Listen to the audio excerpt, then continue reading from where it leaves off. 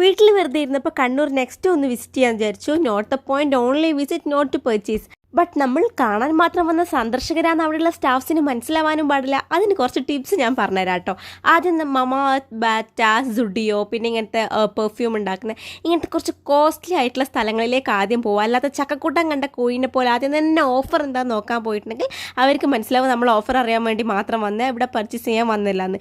അപ്പോൾ എന്തായാലും അത് ശ്രദ്ധിക്കാം കേട്ടോ. പിന്നെ വേണമെങ്കിൽ സ്റ്റുഡിയോയിൽ കയറി ഒന്ന് ഡ്രസ്സൊക്കെ ട്രൈ ചെയ്ത് നോക്കാം. പിന്നെ നന്നായി വേർത്തൊക്കെ ഇരിക്കുകയാണെന്നുണ്ടെങ്കിൽ അത് ചെയ്യാത്ത കേട്ടോ നല്ലത്. പിന്നെ 1-2 ലിപ്സ്റ്റിക് ഷെയ്ഡ്സ് ഒക്കെ എടുത്തിട്ട് കയ്യിലൊന്ന് ഉറച്ച് വെക്കുക. എന്നിട്ട് മെല്ലെ താഴത്തേക്ക് സൂപ്പർ മാർക്കറ്റിലേക്ക് ഇറങ്ങാം കേട്ടോ. എന്നിട്ട് നല്ല വിലയുള്ള മുട്ടായിസൊക്കെ എടുത്ത് വെക്കുക, അവിടെ തന്നെ തിരിച്ചു വെക്കുക.